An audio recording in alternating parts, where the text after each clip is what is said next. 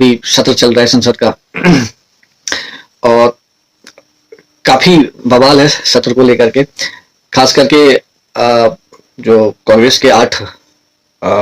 सांसद है उनको सस्पेंड कर दिया। लोकसभा के जो चेयरमैन थे,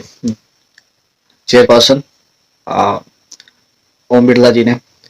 और जो इंडी गठबंधन है वो नो कॉन्फिडेंस मोशन के प्लानिंग में है। हालांकि अभी उन्होंने लगभग, मुझे लगता है कि 120 सांसदों का हस्ताक्षर करके शुरुआत कर दिया है। और वैसे तो जो ओम बिरला जी, उन्होंने नैतिकता को देखते हुए अभी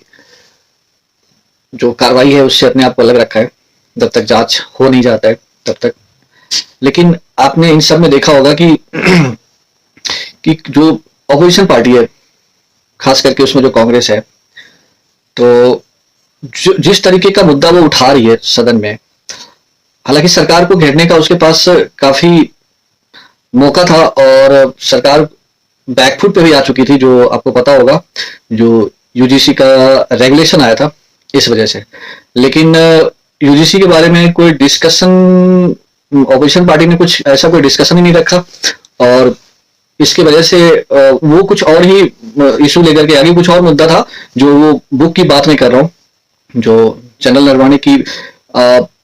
बुक है, तो उसको कोट कर रही थी। और अब ऐसा हो गया कि उन्होंने एक बुक को कोट किया है, तो जो बीजेपी है, बीजेपी के जो फायर ब्रिगेड नेता हैं, इन्होंने बहुत सारी किताबें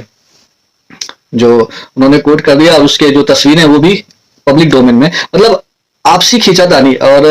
व्यक्तिगत हमला जिसको कहते हैं, इस तरीके से हो रहा है सदन में। मतलब सदन में जो लोकहित की बात होना चाहिए, लोगों से जुड़ा हुआ जो मुद्दा था उस पर बात होना चाहिए, तो आप अक्सर देखते होंगे कि सदन में कुछ इस तरीके की बातें होने के बजाय व्यक्तिगत हो जाते हैं, मतलब पर्सनल अटैक हो जाता है। जो चेयरमैन थे लोकसभा के, उन्होंने